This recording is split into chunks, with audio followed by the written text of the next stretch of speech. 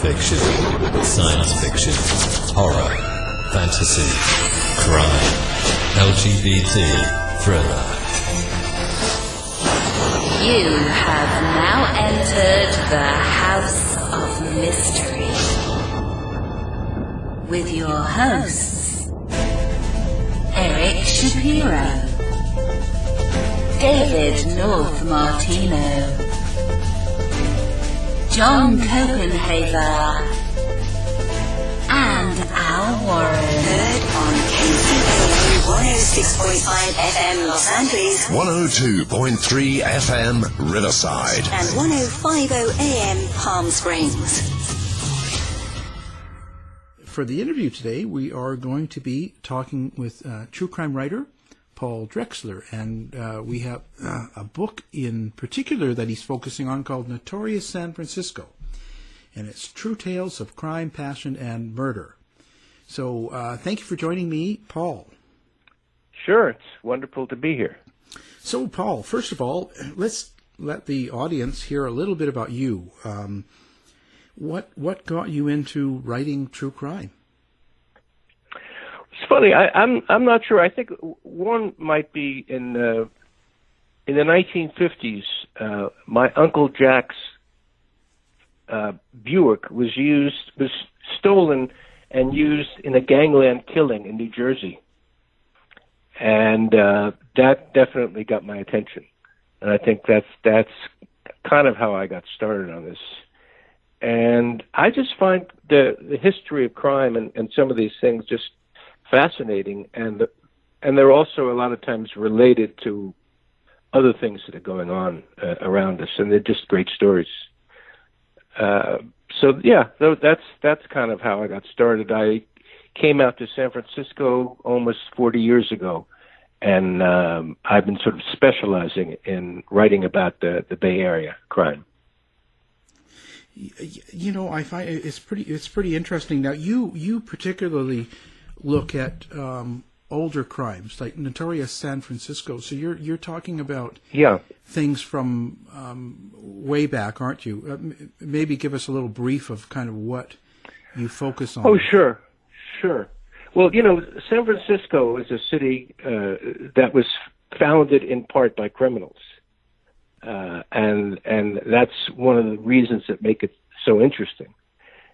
So the crimes, I go back to, I'd say, the range of what I write about is between, say, 1850 and the early 1970s.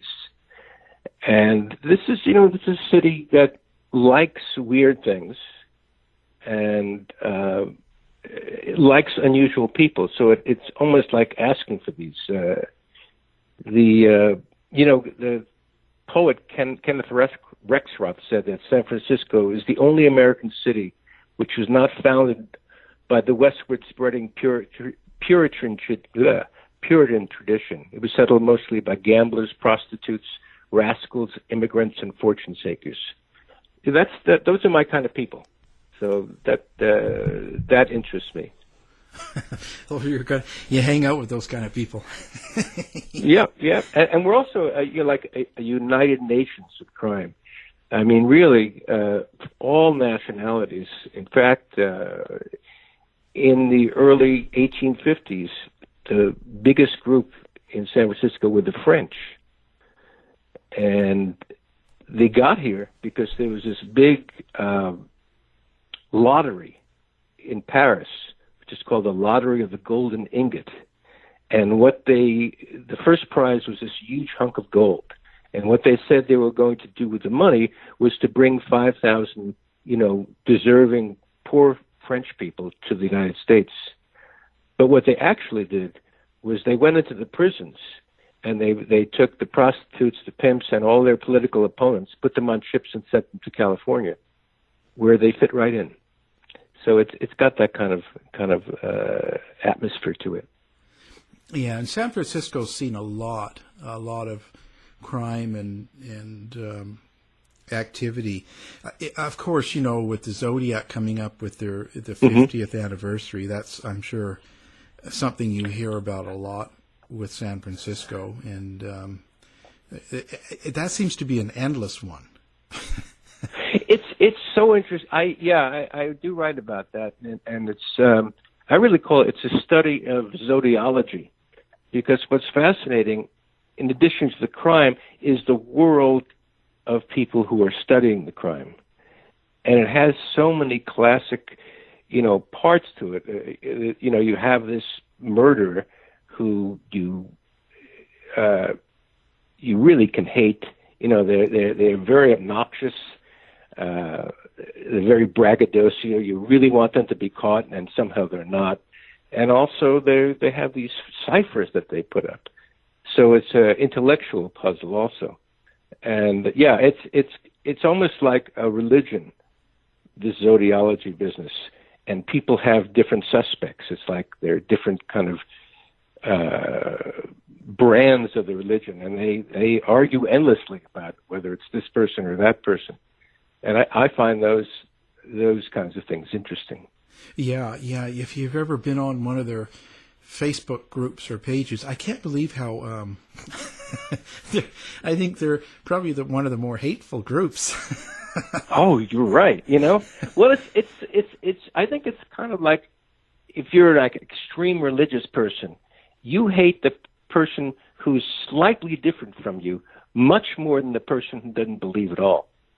It's like those little differences, and it is fascinating to read the vitriol that people throw at each other, and also some of the incredible theories. And this sort of gets into conspiracy theories also. Yeah. Some of them get crazy. I mean, we've had people on say that was anywhere from Ted Kaczynski, the Unabomber, to Hodell's grandfather, and I've right. I just what is it about this crime, and what is it about a lot of different crimes that we see? Do you think that people want to believe it's their family members of some sort? I know. I mean, that's crazy. Like I didn't necessarily get along with my father. In fact, we probably didn't get along at all. But I couldn't turn around now and start saying, well, I think he was, the Green River Killer. Yeah. Right. I mean, it is. It's very funny, and also there was the more recent guy who wrote, a pretty well-selling book about his father being the Zodiac. The only real evidence is that his father looked a lot like this guy, but he has this whole theory with the handwriting, and they base the theory on the handwriting on a wedding certificate being the same as Zodiac's handwriting.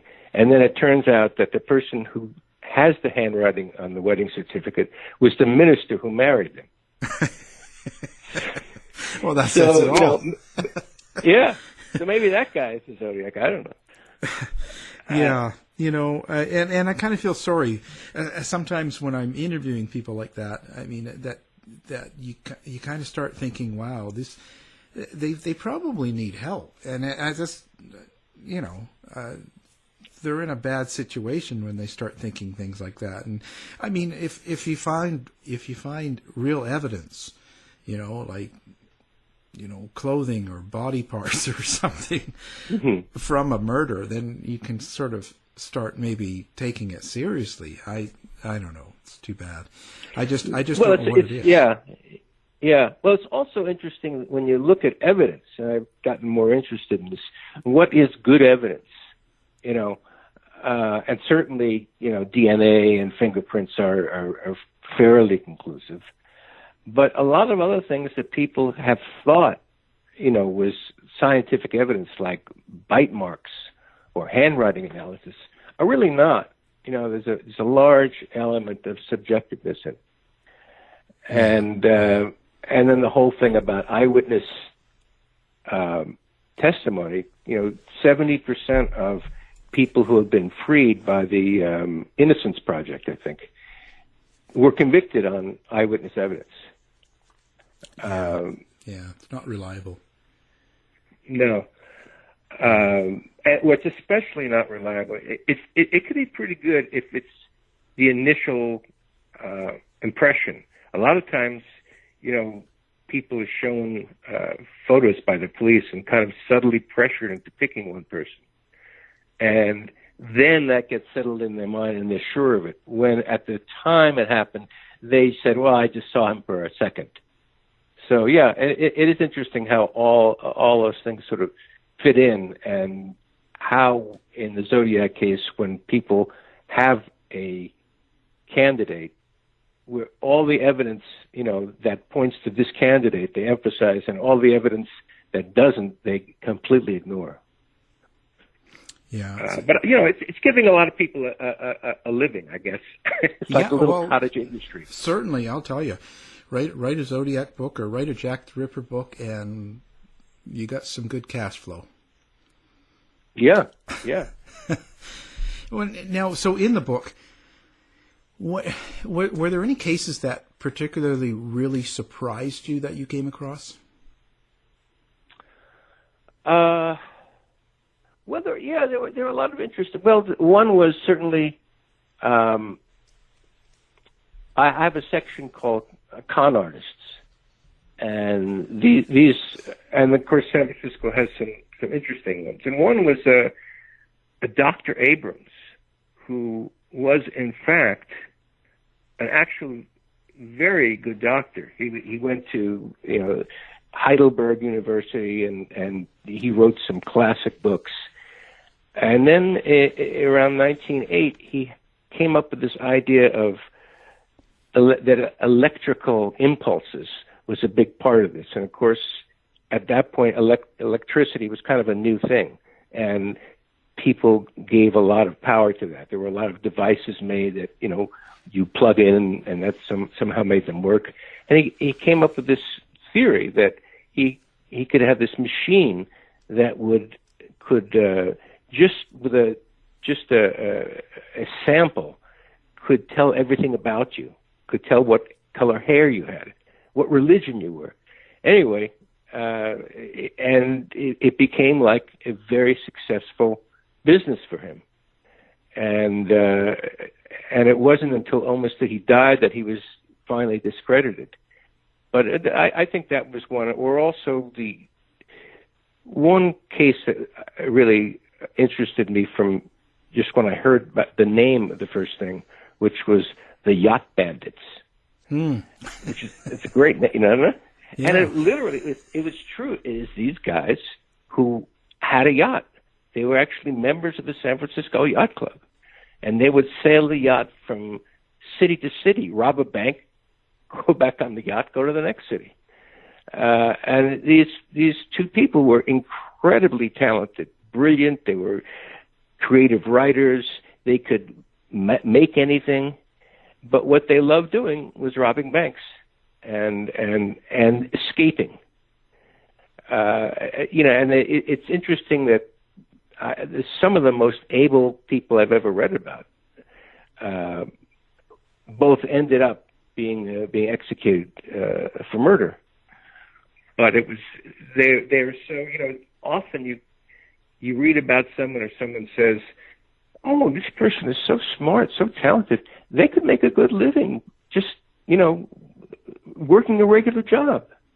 But the truth is they don't want to. I mean, there's something about crime that's very, very exciting. Robbing a bank is like a performance. I can see how you would get so amped up, and that could be a thrill that could be addicting in a way. Oh, I bet. Yeah, that's why a lot of people do it.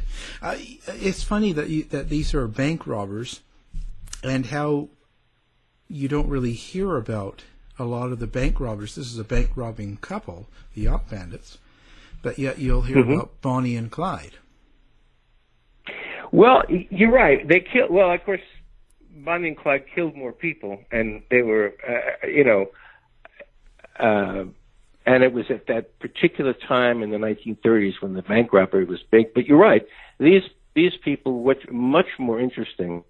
Their escapes from jail were more interesting. They're just were brilliant. And in fact, they were kind of the opposite of Bonnie and Clyde. Bonnie and Clyde liked to kill people. You know, they would shoot people when they didn't need to, and including police. The Yacht Bandits, to them, using a gun was an amateur's, you know, the way an amateur would do it. They wanted to rob the bank without hurting anyone, and even without having to use the gun, although they did have guns. And in fact, there was one instance when they used them. But these were people who could manufacture, while in the prison, in two different prisons, they both manufactured guns out of spare metal parts, and they manufactured bullets. You know, it's incredible how brilliant people can be if they have to do something. Yeah, and it's funny because I was going to say in Bonnie and Clyde, you know, and they kind of made them look like they never killed anyone in the movies. Yeah, they're very much glamorized. They certainly weren't. You know, Clyde did not look like Warren Beatty. I can tell you that. Yeah, and they seemed sort of like goofy people who loved each other, but you know, who shot some people. But you're right; they were very bloodthirsty. Well, yeah, because by the end of the movie, you felt really bad when they got slaughtered there at the end, because you didn't think of them as killers. You just think that they're wild kids having a good time robbing banks. You don't really. Right. It didn't portray that, so it's kind of funny. They could have taken the Yacht Bandits and made a movie and not really have to cover that up. It's true, and maybe they will someday. But it's sometimes the most interesting cases are not famous, or they may be famous when they happen, but they don't stick, or no one writes a book, no one writes a bestseller, or no one makes a movie about them, and they're sort of forgotten about. So yeah, they're often not the most interesting people, and I think, you know, in general, murderers are not sparkling wits. You know, they're not really interesting people in themselves. Yeah. But, you know, but they make it that way for TV. You know. Yes. Yeah. I mean, it'd be boring if. Now, a lot of the gangsters and stuff, but you know, people from that era, they're really kind of they're the type of true crime people that tend to be glamorized and idolized by kids and people more than others. You know what I mean? Out of all the different types of true crime out there, it seems to be one of the most popular. Yeah, I think you're right. And also, you know, escape artists are the very much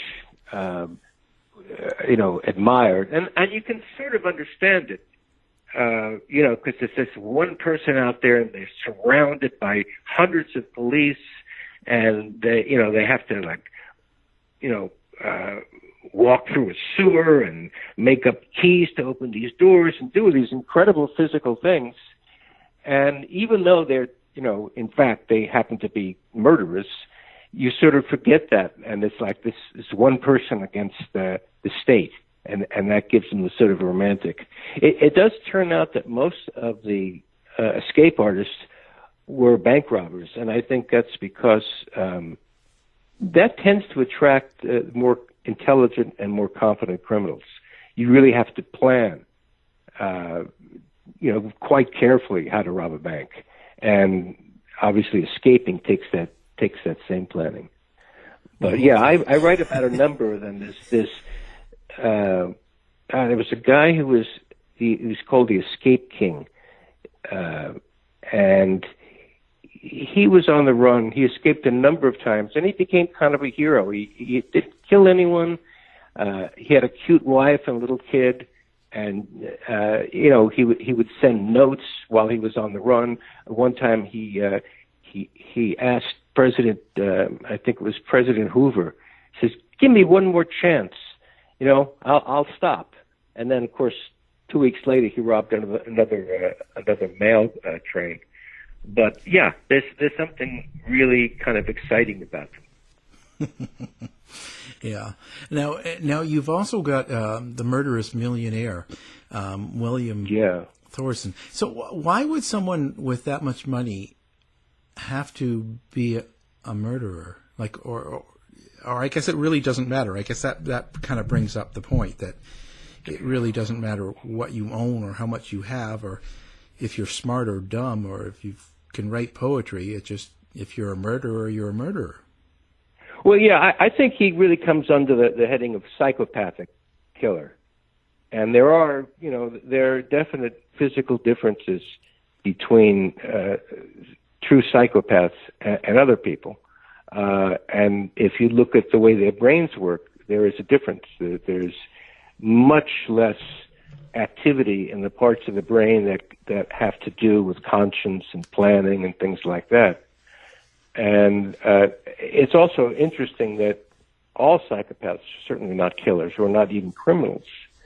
And there are certain occupations, such as politicians, lawyers, who score very high in psychopathy, because it gives you an advantage in the fact that you have no conscience, and something is not going to stop you from doing something. And also, they tend to be very interesting and charismatic. And he was, from the beginning, he was a very disturbed person. He was committed when he was still a teenager. His parents were very wealthy. His mother was kind of a socialite, and his father ran a steel company in the Midwest. But this guy really, from the very beginning, he was very twisted. And he met actually a teacher who was a couple of years older than him. But instead of her straightening him out, instead of her making him better, he made her worse. So he enlisted her in a lot of the crimes. And he ended up, he murdered a number of people, including his brother, for the money. And, he ended up doing a lot of things, but his wealth protected him for a while. And he certainly had a very good relationship with the leading criminal lawyers at the time, and who had tried to describe him like he had the largest private armory in the history of the United States in his mansion. Tons and tons of it. But his lawyer was sort of saying, well, yeah, he has a cannon on his lawn. He's like a collector, He had grenade launchers, he had everything. But yeah, so I with some of them, a number of the people in the book, I really, who turn out to be serial killers, certainly they're not all psychopaths, but a number of them are, and they're pretty interesting people. So I just wonder, in that particular case, if he was a psychopath and they had him kind of institutionalized when he was young, how did he get out? Or did they think he was treated and he was okay or fixed? Or like, how does something like that happen? Well, he was very smart, and he intimidated, I think, his parents and other people. And when he was a kid, yeah, he was committed, but then he escaped, and he kind of made a deal with his parents so that he saw a psychiatrist and he got an allowance, and he was able to be normal for a while and wait until he started. He kept waiting to inherit money. That's what his game was. And he did a number of things to do that. And once he had the money, then he got even more dangerous. But, people can act, and it's, if you have money, it's easier to stay out of jail. And sometimes it takes a long time for there to be enough charges, and you post bail and you get out, and you post bail again. So it takes years sometimes. And I'm surprised that more people don't know about him, because he was quite astounding. And it's funny, his wife wrote a book which had the title "It Gave Everybody Something to Do," which is Wow. interesting thing. Well, yeah, especially someone so rich. How many did he kill in all? Right. I would say, I don't know I would say about 5. He killed his brother. He killed He killed some people in the mansion itself. He killed the guy who killed his brother. The person he hired to kill his brother. And actually, there's a very good chance that he was one of the most famous cases in the Chicago area in history. Was the murder of, I think it was Charles Percy's daughter. Percy was a senator from Chicago, a very wealthy guy, living in the most expensive suburb in the state, and his daughter was murdered, and the murder has never been solved. But when you look back at it, and with some of the evidence that's come up, there are a lot of good reasons for believing that Thorson was the killer. Yeah. Wow. Well, the more money you have, the more freedom you get. Yes. Well, it's, you can buy the lawyers, you can buy all the top stuff, so, gives you a lot of opportunity. If you're poor, you're crazy. If you're rich, you're eccentric.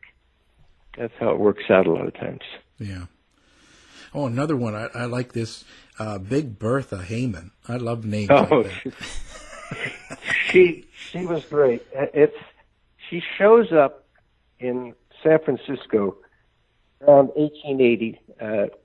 She goes to the rabbi of one of the biggest congregations, and she introduces herself as a widow who is Jewish, but inherited, I think it was $300,000 from her Christian husband. $300,000 was like 30 or 40 million today. And she said that, I married outside of the faith the first time, but I really want to marry a Jewish man this time. And I'm looking for an established, upright, religious, well-off Jewish man. And I'll pay $1,000 to find this person. So she starts getting introduced to the sort of wealthy congregants, and his brother-in-law, who was a wealthy merchant, the rabbi's brother-in-law, falls in love with her, despite the fact she was called Big Bertha for a reason. She weighed close to 300 pounds, and in the newspaper, she was often described as elephantine or compared to a battleship. But she had this, incredible charisma, and he fell in love with her, and he gave her jewelry. A lot of people gave her jewelry. She wrote a check out to the congregation, and then she disappeared, and her check bounced, and the guy, her to-be husband, started investigating and went to the police and described this woman. And she went to, there was a very famous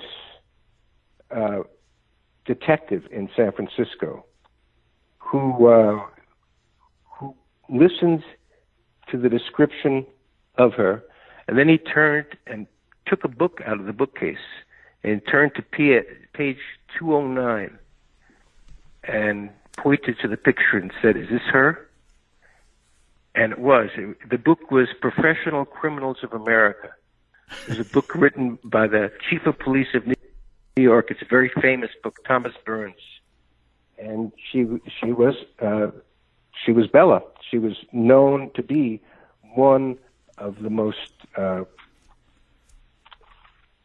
cleverest criminals in the United States, and she was able to just really con people consistently.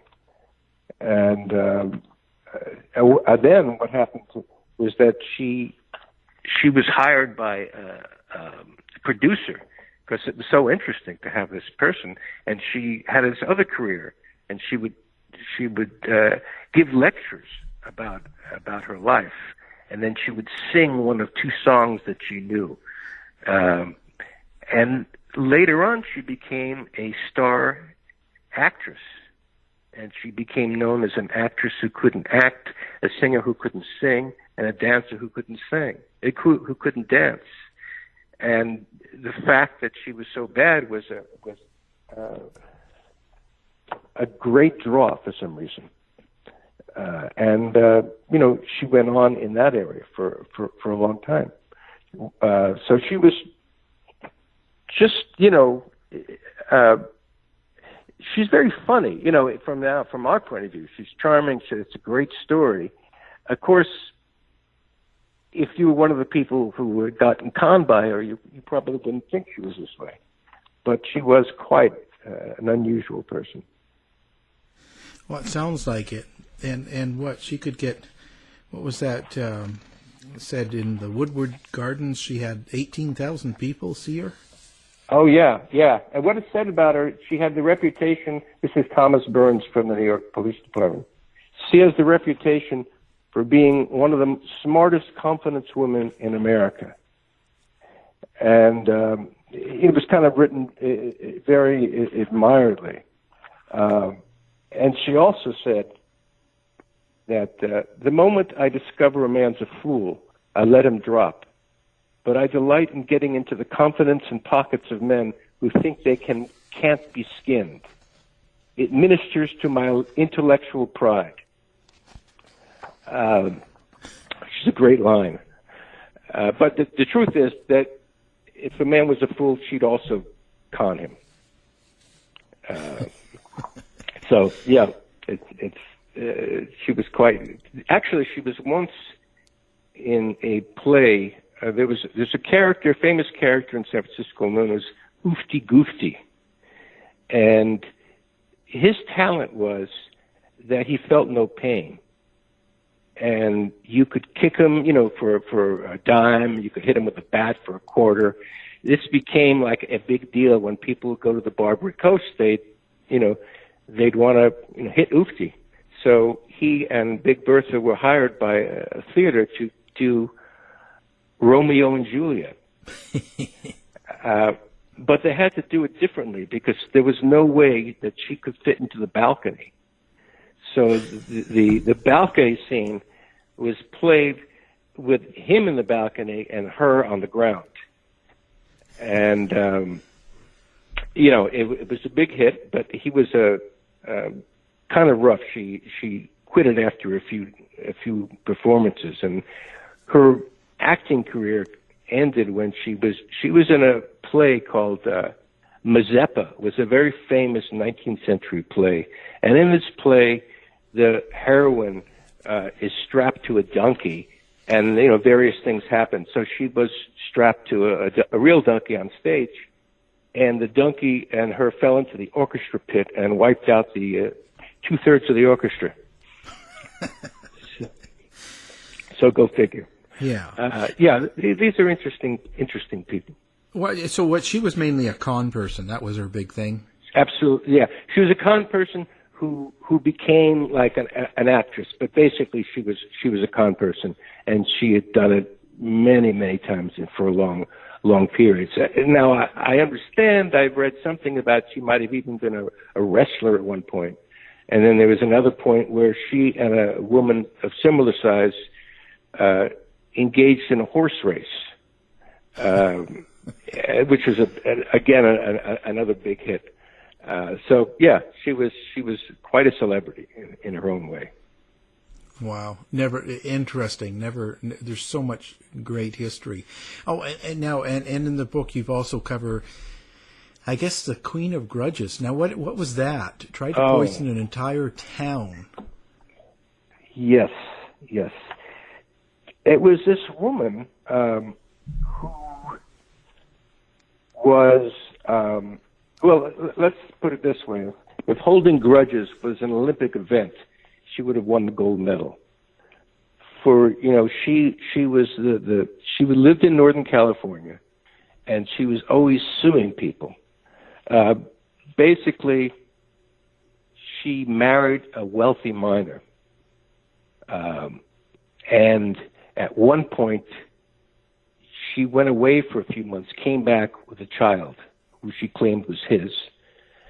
And he died suddenly, and she sued to get his estate. She got involved in a number of lawsuits, and also with his brother. And when she had a grudge, she acted on it. So the attorney who was against her in this earlier case, she harassed him for the next 10 years.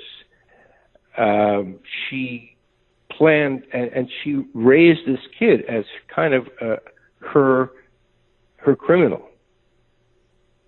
So she didn't like the town that she was in, so she poisoned their water supply. But fortunately, the current took it in another place, so just a few, I think, animals died. And then she continually was fighting with people. She would burn down some of her cottages for the insurance. Anyway, she blew up, or she had her son blow up a judge's house. So this was, her entire life was doing this. And she had the entire legal community in Northern California on edge until she finally was convicted. And actually, she ended up being sent to a mental hospital. It's and her son. I mean, he was a 16-year-old, and he was doing all these things under her spell. And fortunately, when he was out of her control, he actually turned into a normal person. How do you recover? I don't know. Well, it was, but there's just so many interesting things. There's a lot more detail in the book, and she was like a real fashion plate also. It's just, quite entrancing. Some of these people really can be quite humorous, at least some parts of them. But the nerve of some people, or the craziness of some people. There was a guy in the book. He was known as the I'm trying to remember his name. He poisoned his wives, and what he used was buttermilk. He was known as the Buttermilk Poisoner, and he had this whole routine where he would romance an older wealthy woman, and then take her out of the state to a hotel and poison her with buttermilk. And, doctors who come to hotels are not the brightest. And the doctor would say it was some kind of heart disease. And then he would ship the body to another state, have it cremated, and destroy all the evidence. They were never actually able to convict him of murder, but they did convict him of some other things, which took him out of circulation. So, there's just a lot of fascinating criminals from San Francisco, most of whom you really don't know about. There was this woman, Dorothy, who shot her mother when she was 16, and she created a new disease, and she also influenced world literature. Now, the new disease was jazz mania, because at that time, a lot of the ministers thought that jazz was driving people crazy, driving kids to do these things. It's, we heard all this stuff about rock and roll in the 1950s. It really hasn't changed. Yeah. And F. Scott Fitzgerald followed this case closely, and it became almost a plot line in one of his books. So it was so unusual that someone of that age would kill their father. Now I don't want to say it's normal, but it's certainly not unheard of. So it brought up a whole lot of other things in terms of people who believed in eugenics, saying, well, someone like her is morally insane and she's feeble-minded. That was a big term in those days, and that she should be committed to an institution. So that it was a huge sensation at the time, and she went on to have not a great life. But I don't want to get into it too much. No. It's just enticing to get people to read the book. Now, you also do a crime tour in San Francisco. Tell us a little bit about that. Sure. I do a tour. I do two crime tours. One is of the Barbary Coast. Now, the Barbary Coast was the most dangerous part of San Francisco for probably 40 years. And it was a unique criminal district that was the scene of more viciousness and depravity, but possessed more glamour than any other area on the American continent. So it's this glorious depravity that attracts so many people to San Francisco. And it was that way because of Shanghai. It was, the big business in that part of the city was Shanghaiing sailors, which means that you knock someone out, give them a drink or something, put them on a ship while they're unconscious, sell them to the captain of that ship for the first 3 months' wage. And this person wakes up and he's on this boat, and his choice is work on the boat or swim. This area became really a magnet, and it became even a kind of a tourist sensation. A lot of famous people would come to San Francisco to see this, and a lot of the dance crazes of the early 20th century came out of this. And of course, Chinatown was also it was very dangerous. It was dangerous for Chinese because of the importance of the tongs. And a lot of this was because Chinese were sort of banned from coming to the United States at that time because of various laws. But there were always these tongs controlling things, and there were a lot. There's even a crime map. It was done by the board of the city, and you can still get it. It's a color-coded map of Chinatown, which notates with color the gambling places, houses of Chinese prostitution, white prostitution, opium places.